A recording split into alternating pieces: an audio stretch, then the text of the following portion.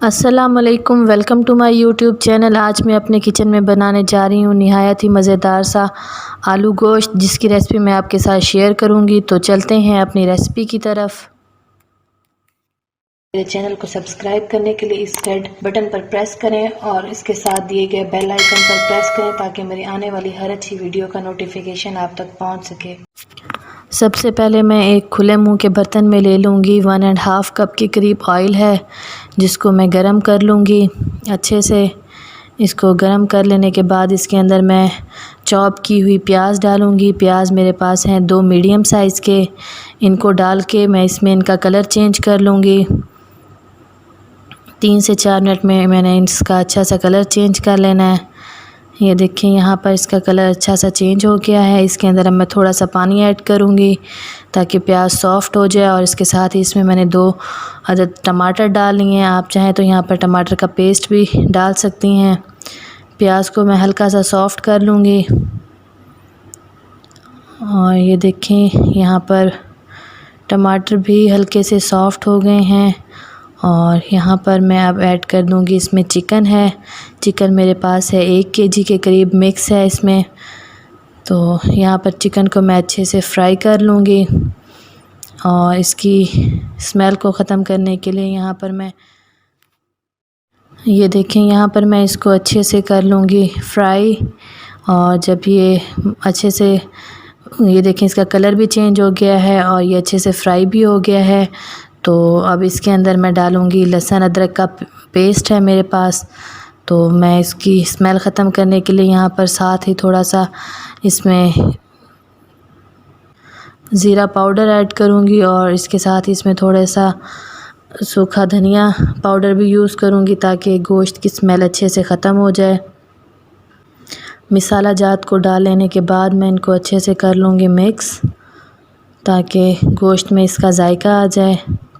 और ये देखें, यहाँ पर मैंने ज़ीरा पाउडर भी इसमें ऐड कर लिया है। और अब मैं इसको कवर कर लूँगी ताकि गोश्त अच्छे से सॉफ़्ट हो जाए।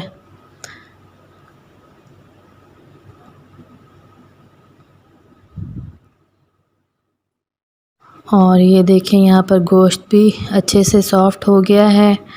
थोड़ा सा अपना इसने पानी भी निकाला था और खुश्क हो गया। इसके अंदर मैंने इसमें डाल दिए हैं 2 लार्ज साइज़ के आलू हैं, उनको इस तरह बड़ा काट कर डाल लिया है। और इसके साथ ही इसके अंदर अब मैं स्पाइसेस ऐड कर लूँगी। स्पाइसेस में मैं लूँगी 1.5 टीस्पून सुर्ख मिर्चें हैं। आप अपने टेस्ट के मुताबिक मिर्चों को कम या ज़्यादा भी कर सकती हैं। हल्दी लूँगी 1 टेबलस्पून के करीब। और इसके साथ ही इसके अंदर मैं ऐड करूँगी नमक हस्बे ज़रूरत 1 टीस्पून। आप कम या ज़्यादा कर सकते हैं।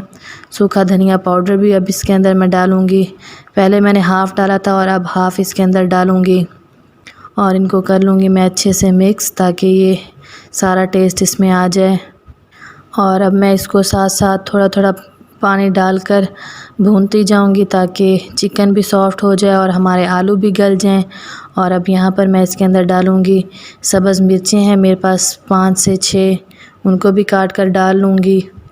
और इसको यहाँ पर अच्छे से मिक्स कर लूँगी मैं। ये देखिए, इसमें मैं मज़ीद थोड़ा सा पानी डालूँगी और इसको पका लूँगी ताकि ये नीचे लगने ना पाए और साथ में मेरा अच्छे से भून भी जाए।